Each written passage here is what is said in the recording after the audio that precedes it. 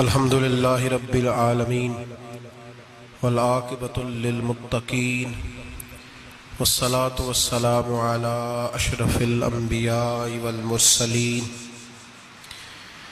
وعلی آلہ وصحبہ اجمعین اما بعد اعوذ باللہ من الشیطان الرجیم بسم اللہ الرحمن الرحیم ما كان محمد ابا احد من رجالكم ولكن رسول الله وخاتم النبيين وكان الله بكل شيء عليما صدق الله العظيم وصدق رسوله النبي الكريم ونحن على ذلك لمن الشاهدين والشاكرين والحمد لله رب العالمين ان اللہ وملائکتہ یصلون علی النبی یا ایہا الذین آمنوا صلوا علیہ وسلموا تسلیما الصلاة والسلام علیک یا سیدی یا نبی اللہ وعلی آلک واصحابک یا سیدی یا نور اللہ اللہم صلی علی سیدنا ومولانا محمد معدن الجود والکرم وآلہ وصحبہ وبارک وسلم۔ حمد و صلاۃ کے بعد قرآن مجید سورہ احزاب۔ اللہ تبارک و تعالی نے ارشاد فرمایا ما کان محمد ابا احد من رجالکم، فرمایا محمد صلی اللہ علیہ وسلم مردوں میں سے کسی کے باپ نہیں، ولیکن رسول اللہ، لیکن اللہ کے رسول ہے۔ روحانی طور پر حضور کا درجہ باپ سے بھی زیادہ ہے، لیکن اللہ تبارک و تعالیٰ نے اپنے حبیب پاک علیہ السلام کے کسی بھی صاحبزادے کو اتنا بڑا نہ فرمایا کہ وہ مرد کہلا سکے۔ بچپن میں ہی تینوں صاحبزادے وصال فرما گئے۔ مردوں میں سے حضور کسی کے بھی باپ نہیں ہیں۔ حضرت زید بن حارثہ رضی اللہ تعالیٰ عنہ کو نبی پاک صلی اللہ علیہ وسلم نے پالا۔ وہ حضور کے اس طرح کے غلام تھے کہ لوگ انہیں حضور کا بیٹا ہی سمجھنے لگے۔ بہت سارے لوگ کہنے لگے زید بن محمد صلی اللہ تعالی علیہ وسلم۔ اللہ کریم نے منع فرمایا، فرمایا میرے رسول مردوں میں سے کسی کے بھی باپ نہیں ہیں۔ حضور اور اس کی وجہ نبی پاک صلی اللہ تعالی علیہ وآلہ وسلم مردوں میں سے کسی کے باپ نہیں، اللہ کے رسول ہے، وخاتم النبیین، اور سب نبیوں میں سے آخری نبی ہیں۔ اللہ کے رسول ہیں اور سب نبیوں میں سے حضور کون سے نبی ہیں جی؟ آخری۔ حضور کے بعد کوئی اور نبی آ سکتا؟ اللہ نے قانون بنا دیا ہے، قانون بنا دیا ہے، آخری نبی ہیں رسول پاک علیہ السلام۔ حضور کے صاحبزادے بچپن میں کیوں وصال کر گئے؟ اس آزمائش سے نبی پاک علیہ السلام اس لیے گزرے کہ اللہ نے حضور کی ختم نبوت کے قانون کی حفاظت فرمانی تھی۔ اگر نبی پاک کے کوئی بیٹے بڑے ہوتے تو نبی کے بیٹے نبی ہوتے، اور چونکہ دروازہ نبوت ذات رسالت پر بند کر دیا گیا، اس لیے اللہ تبارک و تعالی نے محبوب کے کسی بیٹے کو بھی پروان نہیں چڑھایا، وصال ہو گیا، اس لیے کہ حضور اللہ کے آخری نبی۔ یہ امت مسلمہ کا متفقہ عقیدہ ہے، اس پر درجنوں آیتیں ہیں قرآن مجید کی، 150 کے قریب نبی پاک کی حدیثیں ہیں۔ کتنی جی؟ کوئی عالم فاضل زیادہ پڑھا لکھا ہوگا، مقررہ حدیث کو دیکھے گا یا اور ریسرچ کرے گا تو شاید زیادہ وہ نکال لائے، لیکن 150 کے لگ بھگ محبوب کی حدیثیں ہیں جن میں حضور نے فرمایا میں آخری نبی ہوں، میں آخری نبی ہوں، میں آخری نبی ہوں۔ 150 کے قریب جگہ حضور نے فرمایا اللہ نے میرا نور نبوت پہلے سب سے پیدا فرمایا ہے، پر میں آخری رسول بن کے آیا ہوں، میں آخری نبی ہوں۔ میرے نبی پاک علیہ السلام نے فرمایا، جس طرح کو یہ بخاری مسلم کے لفظ ہیں، فرمایا کوئی آدمی مکان بناتا ہے بڑا پیارا، بڑا حسین، بڑا خوبصورت، ہر قسم کے نقش و نگار کرتا ہے، پر ایک اینٹ کی جگہ خالی چھوڑ دیتا ہے، ایک اینٹ کی جگہ۔ اب جو آدمی بھی آتا نا، گھومتا دیکھتا مکان، اسے بڑا اچھا لگتا اس کا مکان، پر وہ دیکھتا کہ یار یہ ایک اینٹ کی جگہ خالی ہے۔ اگر کبھی یہ بھی مکمل ہو جائے تو مکان، بات کی سمجھ آ رہی ہے؟ یہ خود حضور نے مثال دی۔ میرے حبیب پاک علیہ الصلوۃ والسلام فرماتے ہیں اللہ تبارک و تعالی نے جب نبوت کی حسین عمارت کو بنایا تو سارے نبی آ گئے پر ایک اینٹ کی جگہ خالی تھی۔ فرمایا میں آیا ہوں تو دیوار مکمل ہو گئی، اب کسی اور کی گنجائش ضرورت ہی نہیں۔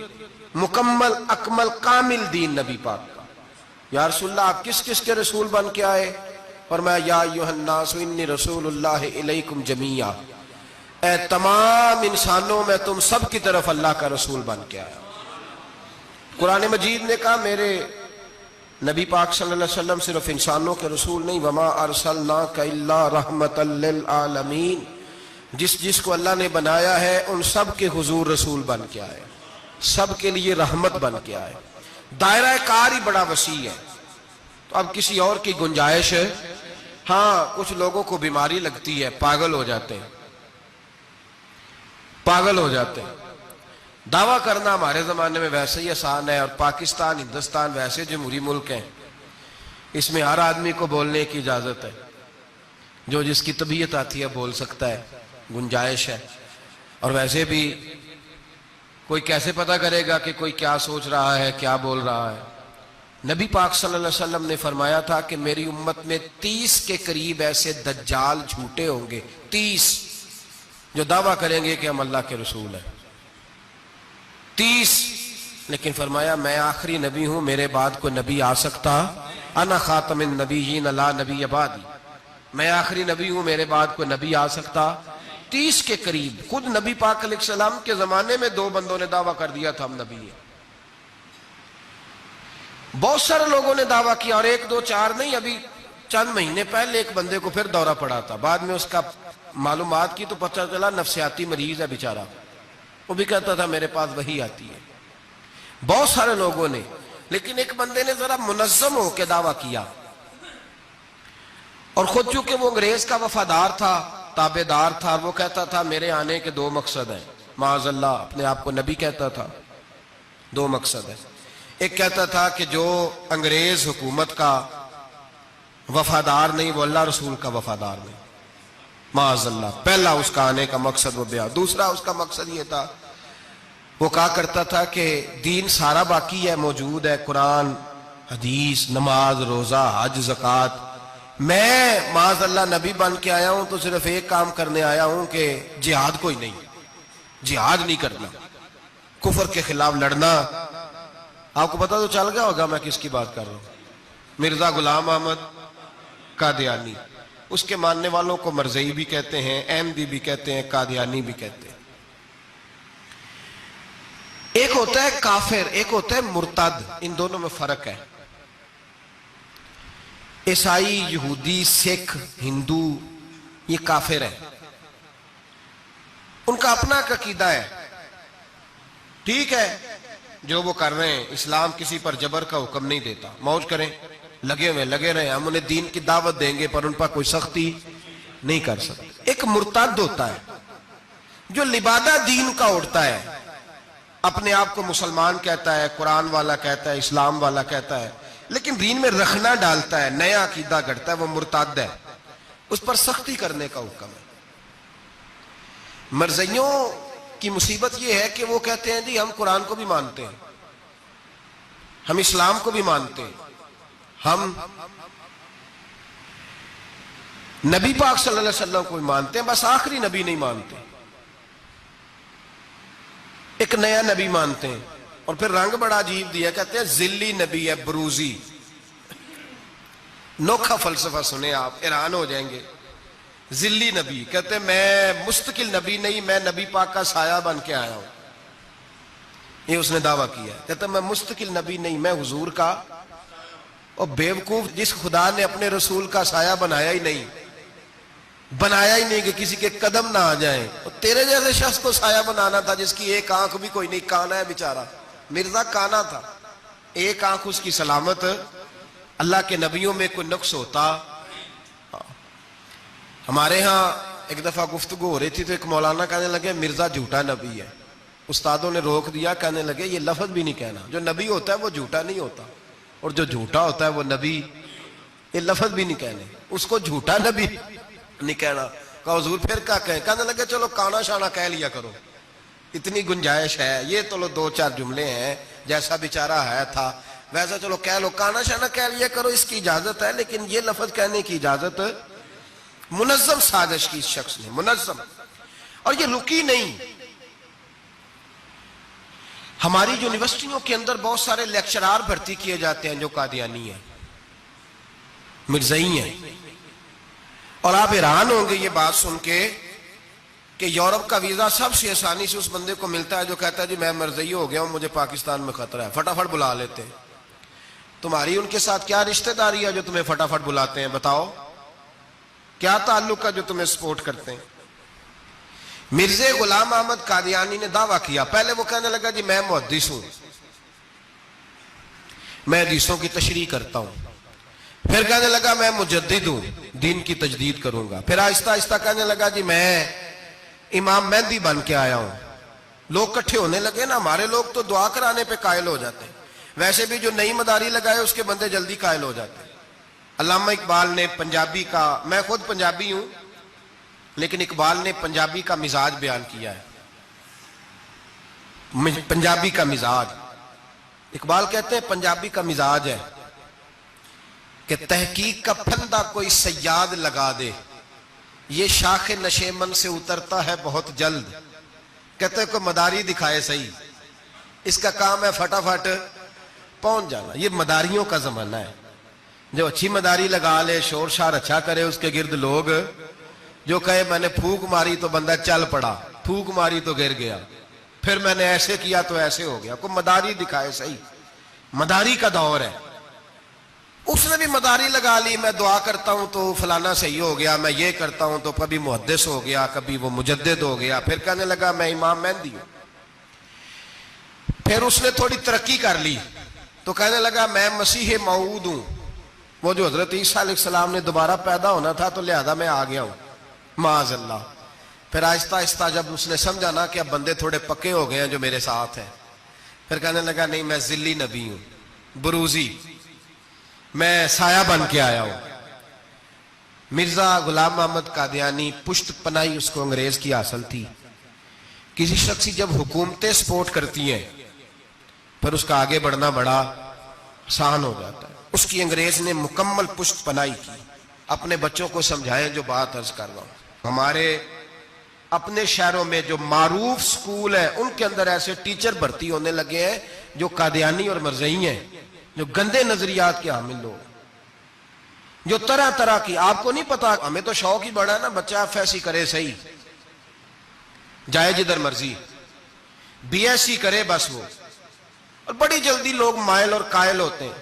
ایک صاحب مجھے کہنے لگے جی اب تو سائنس بھی ماننے لگی ہے اسلام کی ساری باتوں کو. تو میں کیا مانے چاہے نہ مانے، سائنس کے ماننے سے کوئی فرق پڑتا؟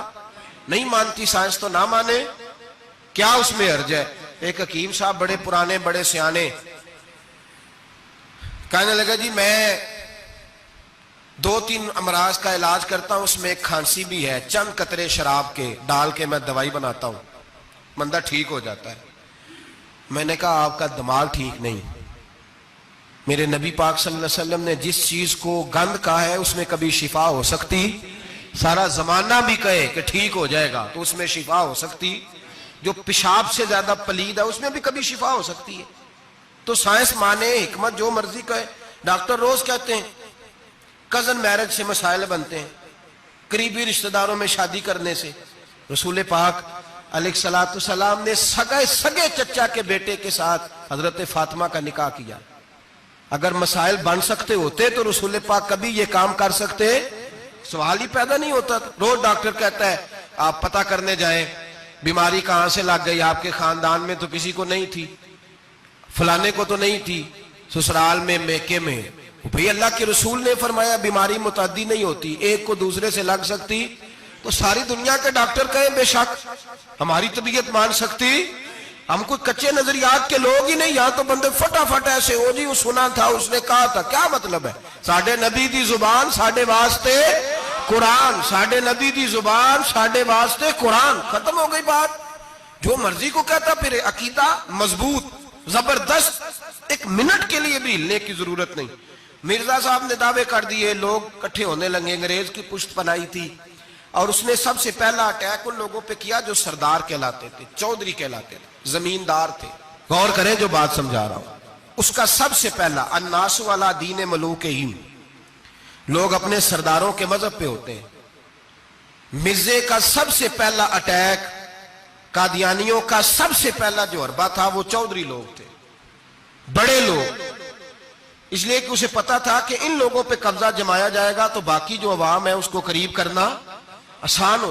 بڑے بڑے ذمہ داروں پہ، جگیرداروں پہ، مالداروں پہ، رئیس لوگوں پہ اس نے پھندے ڈالے، قابو کیے، اور ایک جمعیت تیار کر لی۔ پھر جب لوگ کٹھے ہو گئے اور اس نے دعویٰ کر دیا کہ میں نبی ہوں، علماء نے اس کو کئی دفعہ بلایا، حضرت پیر میر علی شاہ صاحب رحمت اللہ علیہ، پیر صاحب نے فرمایا کسی میدان میں سامنا تو کر، گفتگو تو کر، پر وہ سامنے آنے کو تیار۔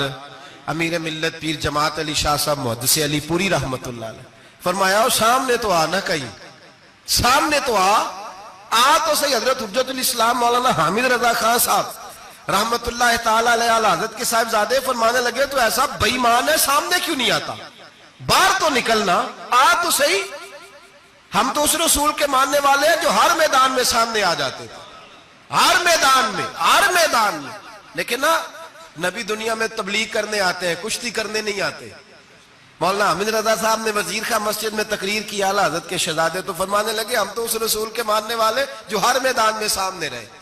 نبی پاک باہر نکلے تو رکانہ پہلوان بکریاں چرا رہا تھا، کھیت میں تھا، کہنے لگا میں نبی تب مانوں گا جب میرے ساتھ کشتی کریں گے۔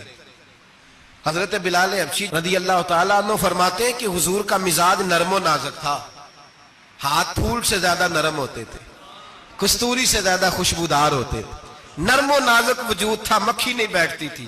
جب اس نے یہ بات کی تو میرا دل کیا میں آگے بڑھ کے کہوں تو بیوقوف ہے، کبھی کشتیوں کے ساتھ بھی تبلیغ ہوئی ہے، بیوقوف ہے تو؟ کہتے ہو، کہنے لگا جی میرے ساتھ تو سینکڑوں لوگ آئے، کوئی مجھے گرا نہیں سکا، اگر آپ گرا دے تو میں کلمہ پڑھ لوں گا۔ کہتے ہیں رسول پاک نے آستینیں چڑھائی، فرمایا چلا آجا کشتی کر لیتے، تو صحیح میدان میں نکل۔ میرے رسول پاک نے آستین چڑھائی، تامت مبارک کو سمیٹا، فرمایا چلا آجا آجا۔ ہر میدان میں رسول پاک تشریف لائے، نبی پاک سامنے ہوئے، حضور نے اس کو داؤ لگانے کا موقع دیا، کبھی ٹانگوں کی طرف بھاگتا، کبھی پیچھے آتا، کبھی دائیں۔ جب بھاگ بھاگ کے حضرت بلال کہتا ہے وہ بھاگ رہا تھا، حضور مسکرا رہے تھے، سبحان اللہ۔ نبی پاک کیا بات ہے، سرکار ہنس رہے تھے کہ چل چل یار ٹھیک ہے، بھاگ دوڑ لے۔ جب بھاگ دوڑ لیا تو میرے نبی پاک نے بازو سے پکڑا، 2-3 دفعہ لایا تو زمین پہ گر گیا۔ حضور نے پکڑ کے اٹھایا، فرمایا میں صرف گرانے نہیں آیا، میں تو اٹھانے آیا ہوں۔ کھڑا کیا تو کہنے لگا نہیں آپ نے تو مجھے موقع ہی نہیں دیا۔ تو حضور نے فرمایا دیر کوئی نہیں ہوئی، تو دوبارہ آ جا، کوئی عرض نہیں، آ جا دوبارہ سے۔ دوبارہ آیا تو میرے حبیب نے 2 دفعہ ہلایا تو پھر جا گرا، کہنے لگا نہیں ابھی بھی میں سنبھل نہیں سکا تھا۔ فرمایا کوئی عرض نہیں، یہ کوئی ایسا معاملہ ہے، تو دوبارہ آ جا۔ اب کہ جب آیا نا تو حضرت بلال کہتے ہیں وہ دستے مبارک جن کو میں تھامتا تھا تو لگتا تھا پھول تھام لیے ہیں، ان ہاتھوں سے حضور نے اٹھا کے فضا میں بلند کیا اور حضور نے دھڑام سے زمین پہ گرایا تو کلمہ پڑھتا ہوا کھڑا ہوا، کہنے لگا اے محبوبہ جو تیرے ہاتھ میں طاقت ہے وہ تیری نہیں، وہ خدائی طاقت ہے، وہ خدائی طاقت ہے، خدائی۔ میرے رسول پاک علیہ السلام ہر میدان میں، علماء نے کہا تو نکل تو صحیح، پر کبھی باہر نکلا، فوت کہاں ہوا تھا پتا تھا آپ کو؟ فوت کہاں ہوا تھا جی؟ چلو مینوں تے دسن دی لوڑ ہی نہیں، تہاں تے سارا پتا ہے ہوتا، باتھ روم میں مرا، وہ باتھ روم میں، اور آج تک لوگ باز نہیں آئے، ان کی عبادت گاہیں ہیں، بڑے چکر ہیں۔ اب ایک نیا بہانہ میں سنتا ہوں، نیا بہانہ، کہتے ہیں جی پاکستان کی اسمبلی نے انہیں کافر کہا ہے۔ اسمبلی وزیر اعظم صاحب شیخ الحدیث ہے آپ کے، اسمبلی میں جو لوگ بیٹھتے ہیں شیخ، ان کا کیا کفر اسلام سے، کیا وہ کسی کو کہیں گے بیچارے؟ سورت اخلاص تو ہمارے وزیر داخلہ اور وزیر خارجہ نہیں سنا سکتے، یہ حال ہے۔ بہت بڑے بڑے بیرسٹر کہلانے والوں کو سورت اخلاص نہیں آتی، انہوں نے کسی کو کافر مسلمان کیا کہنا ہے؟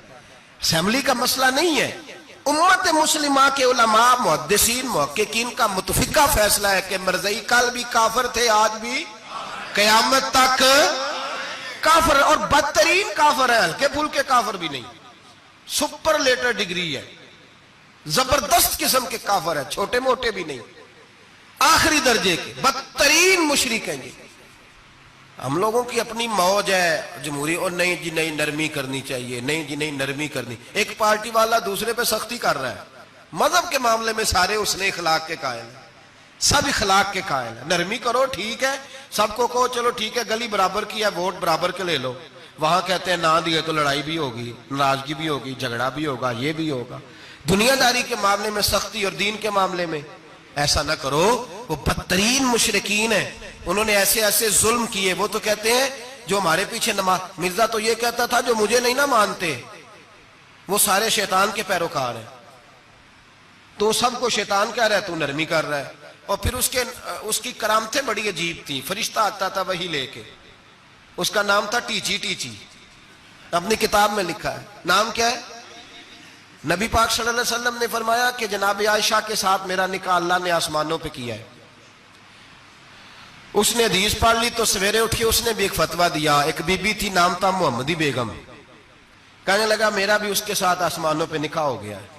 پھر ساری زندگی محمدی بیگم کی منتیں ہی کرتا رہا۔ اس نے کہا میں نے نہیں کرنا تیرے بے ایمان کے ساتھ نکاح۔ کیسا آسمانوں پہ نکاح ہوا تھا، پھر زمین پہ ہو سکا؟ ایسا بدبخت آدمی، ایسا بدبخت۔ اور اس کو جو خوابیں آتی تھی بڑی نرالی تھی۔ 15 روپے کا ملازم تھا، وہ ماہانہ 15 روپے ملتے تھے، سیالکوٹ میں ملازمت کرتا تھا۔ جب یہ اس نے ڈھونگ اور ڈرامہ رچایا تو موجیں لگ گئی۔ میں نے کہا کہ مداری کوئی بھی کرے تو لوگ کٹھے ہو جاتے، سیدھی سیدھی بات، صاف ستھری بات تو اتنی جلدی ہضم ہی نہیں نہ ہوتی لوگوں کو۔ تو اس نے جب وہ کہتا ہے مجھے خواب آئی ہے۔ خواب کیا آئی ہے؟ کہتا وہ میرے پاس کوئی آنے والا آیا تو مجھے ہزاروں روپے دے گیا ہے۔ جب بھی اس کو خواب آئی کوئی ہزاروں روپے کی آئی، دولت کی آئی۔ ملا رومی نے بڑی پیاری بات لکھی ہے۔ ملا رومی کہتے ہیں کہ ایک بادشاہ تھا تو اس کے زمانے میں ایک بندے نے نا نبوت کا دعویٰ کر دیا۔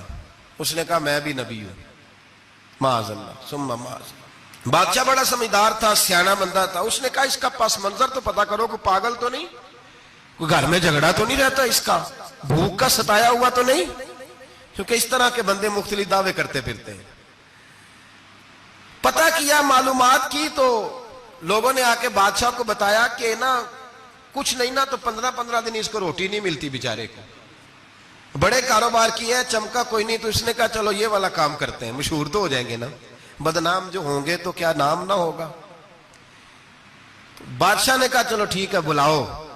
اس کو بلایا تو بادشاہ کہنے لگا اس کو باورچی خانے میں لے جاؤ اور جتنے کھانے پک سکتے ہیں نا پکا کے اس کے سامنے رکھو، صبح و شام اسے روٹی کھلاؤ۔ 15 دن نہ 2 ہفتے بڑا خوب کھانا کھلایا اس کو، زبردست اچھی طرح سے سیر ہو کے روٹی کھلائی۔ تو ملا رومی کہتے ہیں 15ویں دن باہر نکالا، بادشاہ کے سامنے پیش کیا تو بادشاہ کہنے لگا او معاذ اللہ دعویٰ کرنے والے کہ میں نبی ہوں، کوئی نیا پیغام آیا تیرے پاس کہ نہیں، کوئی نیا الہام، کوئی نیا پیغام؟ کہنے لگا جی بالکل آیا ہے۔ نے کہا سنا؟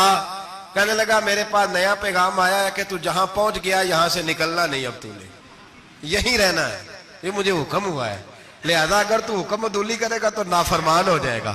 تو اس نے کہا ٹھیک ہے میں تیری بات سمجھ گیا ہوں، روٹی تو یہ 3 وقت ملا کرے گی لیکن تو گھر جا کے رہے۔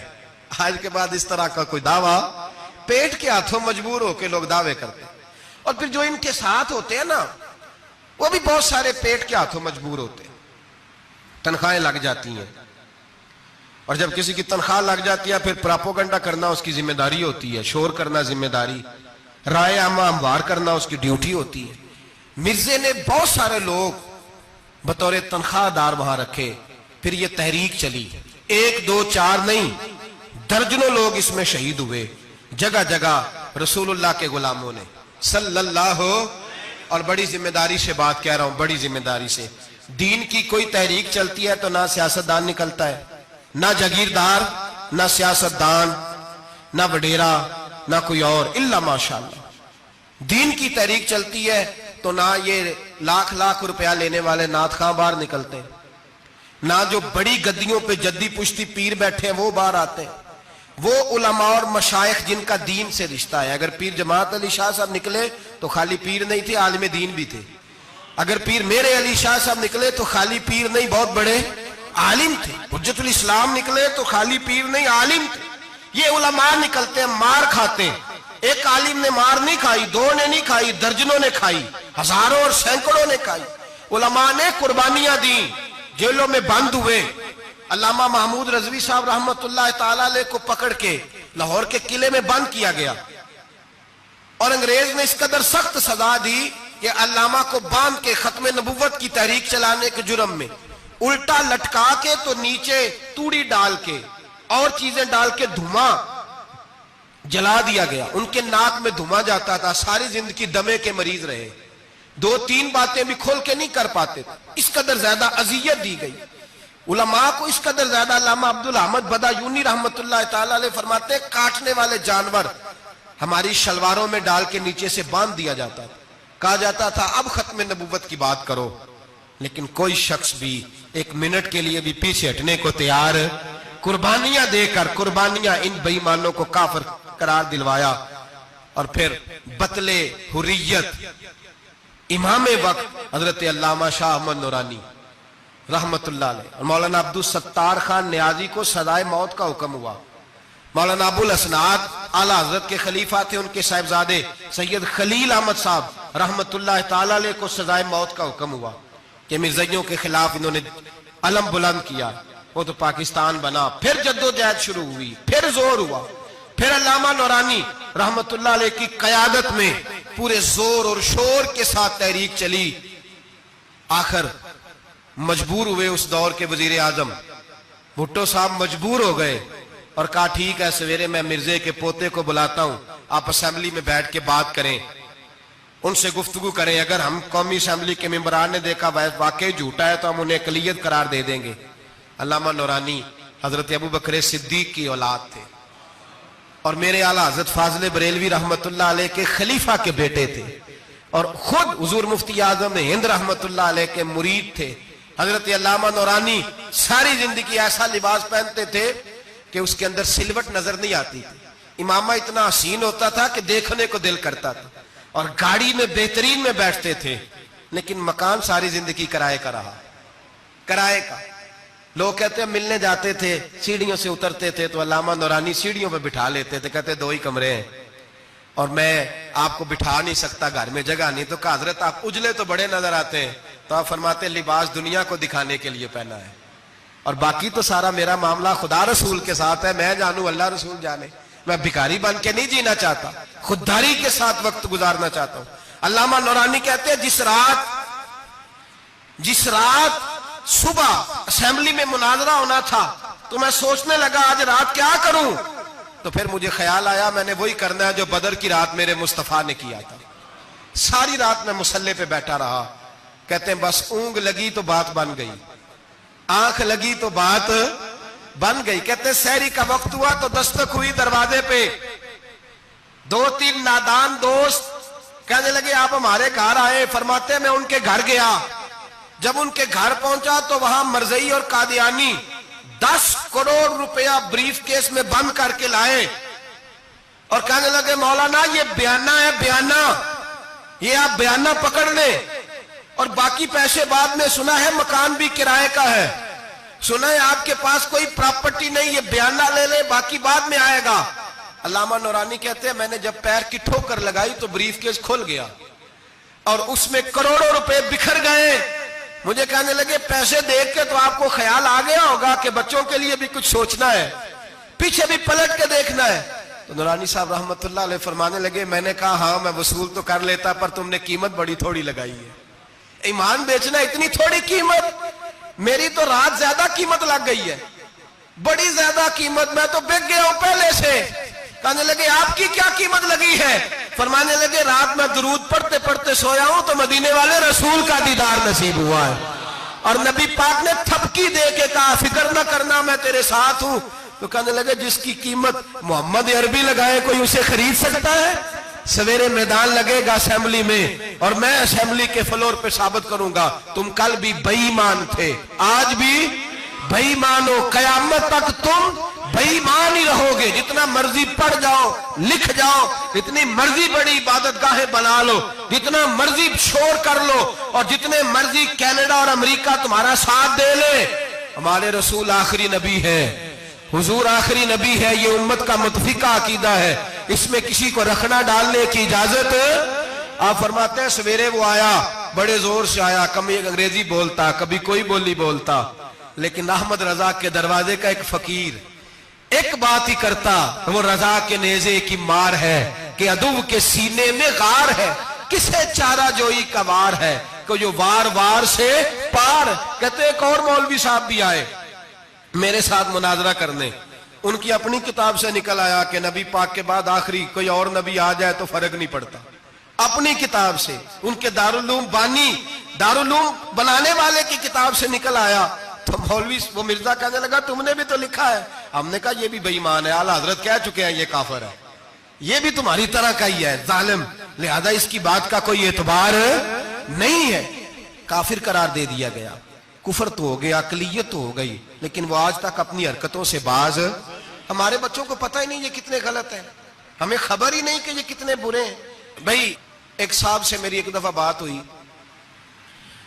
چودھری صاحب تھے، گفتگو ہوئی تو کہنے لگے جی ختم نبوت نہیں مانتے تو ختم ہو گیا مسئلہ، اللہ ناراض ہو جائے گا، ختم نبوت نہیں مانتے تو اللہ ناراض ہو جائے گا۔ میں نے کہا جناب کے کتنے بچے ہیں؟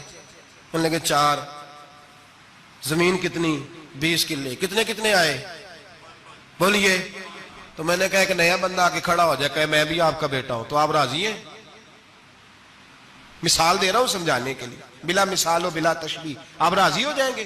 بولے نہیں تو چپ کر کیا کھنا، چل کوئی نہیں، 4 بھی بڑھ رہے تھے 5 بھی بڑھ لینے، ہو جائے گا ایسا؟ عجیب بندے ہو، جو کام جو تمہارا بیٹا نہیں، جب تم اسے بیٹا ماننے کو تیار نہیں تو جو اللہ کا نبی نہیں، وہ میدان میں کھڑا ہو کہ میں بھی ہوں میں بھی ہوں میں بھی ہوں، تو یہ کس طرح قابل قبول بات ہے؟ اور ایک بھائی سگے بھائی کو جائیداد دینے کو تیار نہیں تو ایک اور آ کے شامل ہو جائے کہ مجھے بھی شامل کر لو، چلو کوئی نہیں فرق پڑتا، اتنی زمین ہے ابے کی، اتنی زمین ہے ابا جی کی، مجھے بھی شامل کر لو، تو لوگ تو قتل کر دیں گے کہ جب تو ہے نہیں تو ہمارا بھائی بنتا کیوں ہے؟ او خدا کے بندے، عجیب فلسفہ حیات ہے، عجیب زندگی ہے، فٹافٹ لوگ مان لیتے ہیں۔ سب لوگوں نے اپنی اپنی باتیں کی، سب نے اپنے اپنے دلائل دیے ختم نبوت پہ، ضرورت ہی نہیں تھی، جب حضور کہہ گئے، جو بن سکتے تھے ان کو نبی پاک کہہ گئے، جو بن سکتے تھے جن میں صلاحیتیں تھی، حضور نے فرمایا علی تو میرے لیے اسی طرح ہے جس طرح موسیٰ کے لیے ہارون تھے، لیکن موسیٰ کے بھائی ہارون بھی نبی تھے، پر میرے بعد کو نبی ہو سکتا تو ہو اسی طرح جس طرح موسیٰ کے لیے ہارون، جن کے اندر خوبیاں پائی جاتی تھی۔ فرمایا ابو بکر میری ساری امت سے افضل ہے پر نبی نہیں ہے۔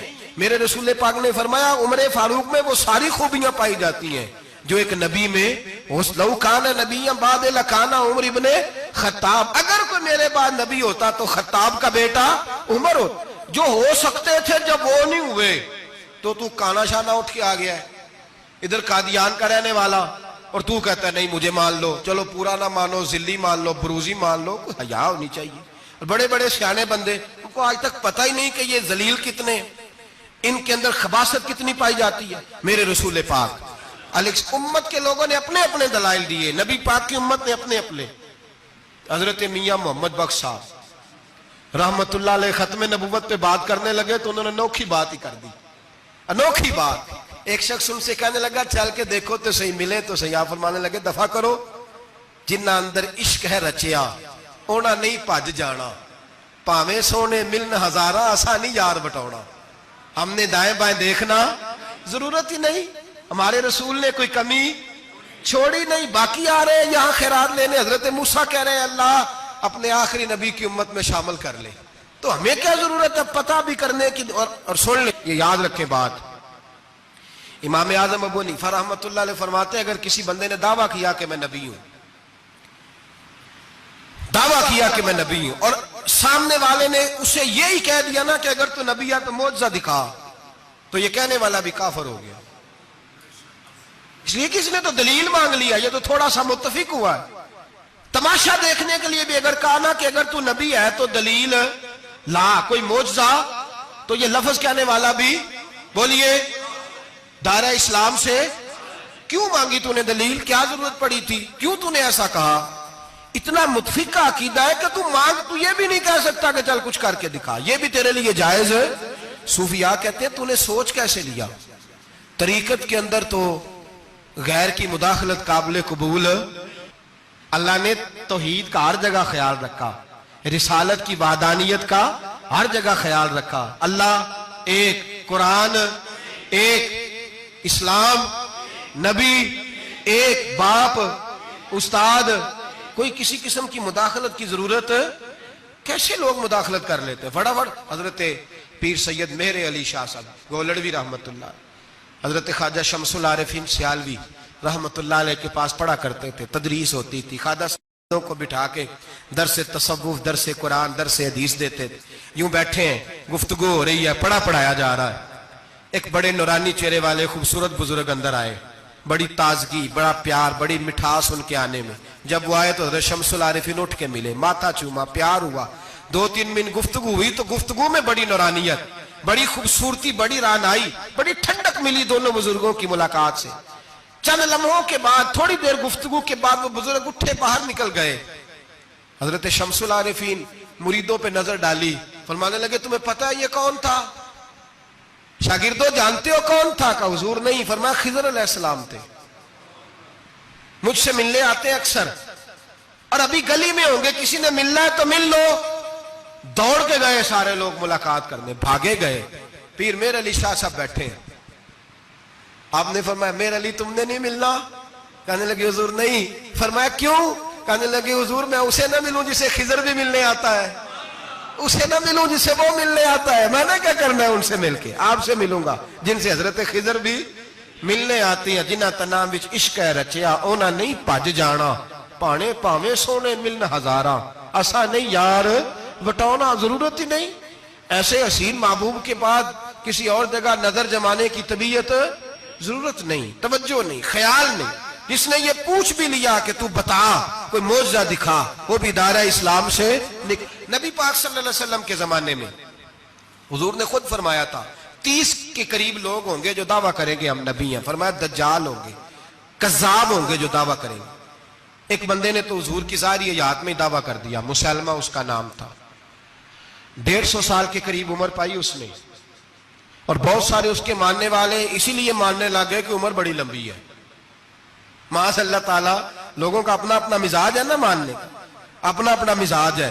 ایک اس سے کانا آدمی دعا کرانے آیا، ایک آنکھ سے کانا تھا، اس نے دعا کرائی تو دونوں آنکھوں سے اندھا ہو گیا، دونوں آنکھوں سے۔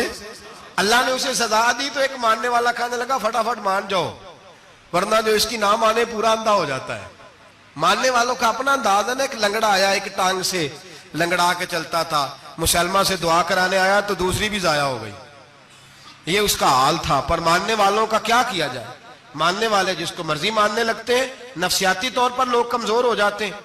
مسلمہ نے نبی پاک صلی اللہ علیہ وسلم کو خط لکھا، کہنے لگا حضور کے زمانہ مبارکہ میں، اور کچھ حدیثیں ایسی بھی ملتی ہیں جس سے یہ ثابت ہوتا ہے کہ اس کی حضور سے ملاقات بھی ہوئی، سامنے کچھ بول نہ سکا، جا کے خط لکھا، کہنے لگا کہ آپ میرے ساتھ معاہدہ کر لیں، جب تک آپ حیات ظاہری میں آپ نبی، اور جب آپ کا وصال ہو جائے تو میں نبی، یا یہ معاہدہ کر لیں کہ آدھے عرب کے آپ نبی اور آدھے کا میں نبی۔ معاذ اللہ، اس نے یہ خط لکھا۔ نبی پاک نے جواب لکھا، فرمایا میں تو اللہ کا رسول ہوں، تو کذاب ہے، تو کذاب ہے، جھوٹا ہے۔ لوگ ایک اور بھی، میں ایک دن آرٹیکل پڑھ رہا تھا، کہنے لگے جی مرزے کے اب بڑے ماننے والے ہیں، اس کو کذاب نہیں کہنا چاہیے، ان کو دکھ ہوتا ہے، جو جھوٹ بولے اسے جھوٹا نہیں کہنا چاہیے۔ تو تھی بول دے کیوں نہیں؟ تو اڈا کی پروگرام ہے، کہنا چاہیے کہ نہیں کہنا چاہیے؟ یہ ثواب ہوگا، اس لیے کہ جو نبوت کا دوچا دعویٰ کرے اس کو نبی پاک نے جھوٹا کہا ہے۔ حضور نے فرمایا تو کذاب ہے، کیا کہا ہے؟ تو آنے ثواب ہوئے گا، آنکھوں گے تھے، کیا کہا ہے؟ کذاب۔ تو اس کو کذاب کہنا نبی پاک کی کیا کیے نا، پھر جی وہ منن والے تکلیف ہوندی تو میں کہا پئی ہوئے، وہ کذاب ہے، لہذا ہمیشہ کذاب ہی رہے گا۔ جب حضور نے کہا ہے جو دعویٰ کرے نبوت کا وہ کیا ہے، تو لہذا کذاب ہی رہے گا۔ حضور نے لکھا کذاب، جب نبی پاک نے کذاب لکھا نا خط میں، کون لے کے جائے گا؟ اب اس کے دربار میں جانا ہے، حالات بڑے خطرناک ہیں، اس کے گرد بندے بھی ہیں اور اس کے گھر جانا ہے، مشکل مرحلہ ہے۔ ایک صحابی تھے چھابڑی فروش، سر کے اوپر رکھ کے نا ٹوکرا، تو مدینے کی گلیوں میں کھجوریں بیچتے، 11-12 بچوں کے باپ تھے، کون جائے گا؟ اور جسمانی طور پہ بھی کمزور تھے، فٹافٹ اٹھے، کھجور کھا رہے تھے، ہاتھ کھڑا کر کے کہا حضور کسی اور کی ڈیوٹی نہ لگانا، میں جاؤں گا۔ جب یہ لفظ کہے تو ان کے منہ سے کھجور کے ٹکڑے گرے صحابہ کے چہروں پر۔ ایک صحابی کہنے لگے پہلے کھجور تو کھا لے، بڑی تجھے جلدی ہے بولنے کی، کھا تو لے۔ کہنے لگے اگر میرے کھاتے کھاتے ڈیوٹی کسی اور کی لگ گئی تو، کسی اور کی لگ گئی تو کیا کروں گا، جلدی ہے مجھے۔ حضور سید عالم صلی اللہ علیہ وسلم نے نا اپنا نیزہ دیا، گھوڑا دیا، فرمایا ذرا ڈٹ کے جانا، اس کے گھر جانا ہے۔ کہا محبوبہ فکر ہی نہ کرے، فکر نہ کرے۔ صحابہ کہتے ہیں اس طرح وہ نکلا جیسے کوئی جرنیل نکلتا ہے، اس کا انداز ہی بدل گیا، اس کے طور طریقے ہی بدل گئے، وہ یوں نکلے جیسے کوئی بڑا دلیر آدمی جا۔ حضور نے بھیجا ہے نا، نبی پاک نے بھیجا ہے نا، انداز ہی بدل گئے، طریقے ہی بدل گئے۔ مسلمہ کے دربار میں گئے، وہاں ایک شخص جو بعد میں مسلمان ہوا، وہ بتلاتا ہے کہ جب حضرت حبیب بن زید پہنچے نا تو نیزہ ہاتھ میں تھا، زور سے گاڑا جا کے اس کے دربار میں، زور سے گاڑ دیا زمین پہ۔ مسلمان نظر، کون ہو؟ آپ فرمانے لگے تجھے چہرہ دیکھ کے نہیں پتا چلا میں رسول اللہ کا نوکر ہوں؟ ہمارے تو چہرے بتاتے ہیں ہم رسول والے ہیں، ہمارے تو چہرے بتاتے ہیں نبی پاک والے، تجھے پتا نہیں چلا کون ہوں؟ کیسے آئے ہو؟ فرمایا یہ تیرے خط کا جواب لایا ہوں۔ بادشاہوں کا طریقہ یہ تھا کہ خط خود نہیں پڑھتے تھے، ساتھ ایک بندہ کھڑا ہوتا تھا، وہ خط پڑھتا تھا۔ مسلمان نے اس کو خط دیا، پڑھو۔ جب اس نے خط پڑھا تو لکھا تھا تو کذاب ہے۔ اب سب نے سن لیا، اکیلے میں ہوتا تو چلو بات اور تھی، سن لیا سب نے، آگ بگولا ہو گیا، آنکھیں سرخ ہو گئی، جلال برسانے لگا۔ اب اور تو کچھ نہ ہوا، سامنے حضرت حبیب کھڑے تھے، اٹھا تلوار لے کے کہنے لگا تیرے نبی نے مجھے کذاب کہا ہے، تیرا کیا خیال ہے؟ مانے لگے خیال والی بات ہی کوئی نہیں، جسے نبی پاک کذاب کہے وہ ہوتا ہی کذاب ہے، جسے حضور جھوٹا کہے وہ ہوتا ہی۔ فرمایا تو 7 سمندروں کا پانی بھی بہا دے تو تیرا جھوٹ دھل سکتا، تو ہے ہی جھوٹا، جسے حضور نے جھوٹا کہہ دیا وہ جھوٹا ہے، جھوٹا ہے۔ کہنے لگا پیچھے پلٹ کے دیکھ، سارے میرے پہرے دار ہیں، میرے سپاہی ہیں، تلواریں، نیزے، خنجر، تیر، سارے میرے ماننے والے۔ کیا لفظ ہے، کیا حسن ہے، کیا توانائی ہے۔ حضرت حبیب بن زید فرمانے لگے میرے 12 بچے ہیں، ان میں سے کچھ ایسے ہیں جو دودھ پیتے ہیں، کچھ ایسے ہیں جو ابھی چل نہیں پائے۔ میں جب رسول اللہ کا پیغام لے کے نکلا تھا تو میں نے پلٹ کے بچے نہیں دیکھے تو تیرے پہرے دار کیسے دیکھ لوں؟ جو چیز مجبور کرتی ہے، باندھ لیتی ہے، وہ نہیں جب میں نے دیکھی تو میں تیرے پہرے دار دیکھوں؟ جو جی میں آتا ہے کر، غلامان محمد جان دینے سے نہیں ڈرتے، یہ سر کٹ جائے یا رہ جائے کچھ پرواہ نہیں کرتے۔ فرمایا ان کو نہیں دیکھا جن کو دیکھنا چاہیے تھا، تجھے دیکھوں؟ میں اکثر کہتا ہوں کٹ لگ جائے نا ہاتھ پہ تو نمازیں رہ جاتی ہیں، جماعتیں چھوٹ جاتی ہیں، طبیعتیں بگڑ جاتی ہیں، مشکل ہوتا ہے، تکلیف آئے تو سنبھلنا۔ یہاں ہلکا سا بچھو آ کے کاٹے تو شور ہو جائے گا، جمعے میں لوگ اٹھیں گے، اللہ مجمع بکھرے گا، وہ بچھو آ گیا، حالات بگڑ جائے، چھپکلی پیروں پہ گرے تو لوگ اٹھ دوڑتے ہیں۔ حضرت حبیب بن زید انصاری کھڑے تھے، انگلی نہیں، ہاتھ نہیں، کٹ نہیں لگا، مسلمہ اٹھا، اس نے زور سے تلوار ماری، بازو کٹ کے گر گیا، فوارہ نکلا خون کا۔ او بھائی بچھو کاٹے تو سنبھلنا مشکل، ذرا تصور کرو ہاتھ کٹ گیا۔ حضرت حبیب بن زید کھڑے ہیں، کہنے لگا اب تیرا کیا خیال ہے؟ آپ فرمانے لگے تو بڑا بیوقوف ہے، ہمیں آزماتا ہے، ہمیں تو بدر سے لے کر احد تک ساری دنیا آزما چکی ہے، ہمیں آزماتا ہے، ابھی بھی خیال پوچھتا ہے۔ فرمایا میرا خیال وہی ہے جو میرے رسول نے فرما دیا ہے، خیال وہی ہے جو نبی پاک نے کہہ دیا ہے۔ پھر تلوار ماری، دوسرا ہاتھ کٹ گیا، ذرا سوچنا، غور کرنا، ٹانگ ٹوٹی نہیں، ہڈی نہیں ٹوٹی، ماس نہیں اکھڑا، ہاتھ کٹ کے گرا، 2 ہاتھ گر گئے، زمین پہ گرے۔ حضرت حبیب کہنے لگا میں تجھے قتل کر دوں گا، باز آ جا۔ آپ فرمانے لگے تو بڑا نادان ہے، ان لوگوں کو ڈراتا ہے جو سویرے فجر کی نماز پڑھ کے پہلی دعا ہی شہادت کی مانگتے ہیں، ہمیں ڈراتا ہے جو سوتے وقت التجا کرتے اللہ بستر پہ موت نہ دینا، میدان میں دینا، تو ہمیں ڈرا رہا ہے، چل جو ہوتا ہے کر لے۔ اس نے خنجر رکھا، تلوار رکھی گردن پہ، فرمایا میں کاٹ دوں گا۔ فرمایا کاٹتا کیوں نہیں، کاٹتا کیوں نہیں؟ اور وہ روایت کرنے والے کہتے ہیں مسلمہ کے ہاتھ کامتے تھے ختم نبوت کے تحفظ کے لیے۔ جب نبی پاک کے غلام نکلے تو جھوٹا دعوے کرنے والے کانپ اٹھے، کانپ کھڑے ہوئے، کہتے ہیں اس کے ہاتھ کانپتے تھے۔ حضرت عبید بن زید کٹے ہوئے بازوؤں کے ساتھ بھی توانا تھے، قلم توڑ گئے میاں محمد بخش صاحب، فرمانے لگے وہ کچا رنگ للاری والا جیڑا چڑھدا لیندا رہندا، اے عشق تیرے دا رنگ محمد چڑھ جائے پھر نہیں لیندا۔ جب تلوار چلی، گردن کٹی، تو رسول اللہ کی ختم نبوت پر پہرا دینے والوں کا اجر میرے رسول نے بیان فرمایا، میرے نبی نے اجر بیان کیا، ڈگری جاری فرمائی، سند دی حضور نے۔ وہاں گردن کٹی اور جہاں مدینے میں حضور کی آنکھوں میں آنسو آئے۔ یا رسول اللہ کیا ہوا؟ فرمایا میرا حبیب شہید ہو گیا ہے اور رب کریم نے اس کے لیے جنت کے سارے دروازے کھول دیے، سارے دروازے اللہ نے کھول۔ یہ سند جاری کی نبی پاک، ختم نبوت۔ مسلمان کا عقیدہ، حضرت ابو بکر صدیق نے ختم نبوت کے تحفظ کے لیے پورا ایک دستہ تیار کیا۔ ابو جال کے بیٹے جناب سیدنا اکرمہ رضی اللہ تعالیٰ عنہ، ان کی سربراہی میں جناب سیدنا ابو بکر صدیق رضی اللہ تعالیٰ عنہ نے لشکر تیار کیا۔ وہ لشکر گیا، اس لشکر میں حضرت وحشی بھی تھے جنہوں نے حضرت امیر حمزہ کو میدان احد میں شہید کیا تھا۔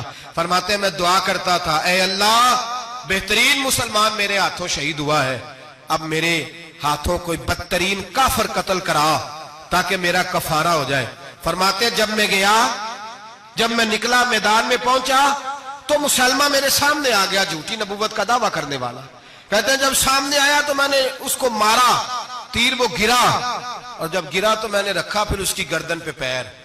میں نے کہا میرے رسول تو میدان بدر میں دعا کرے تو 5000 فرشتے آتے ہیں، تو ذرا پلٹ کے دیکھ بے ایمان تیرا حال کیا ہے۔ فرماتے ہیں میرے قدموں کے نیچے، میں نے کہا تو میرے نبی سے مقابلہ کرنے چلا تھا؟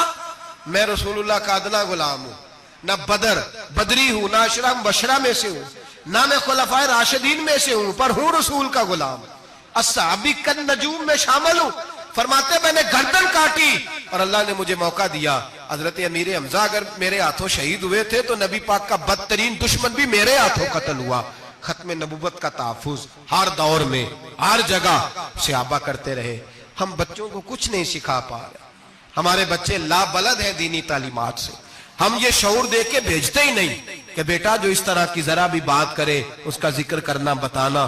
قادیانی، مرزائی، کسی جگہ یہ اپنے آپ کو احمدی کہتے ہیں، کسی جگہ کوئی اور روپ دھارتے ہیں۔ ایک ان کا گروپ اب لاہوری کہلاتا ہے، وہ کہتا ہے جی ہم اسے سارا کچھ مانتے ہیں پر نبی نہیں مانتے۔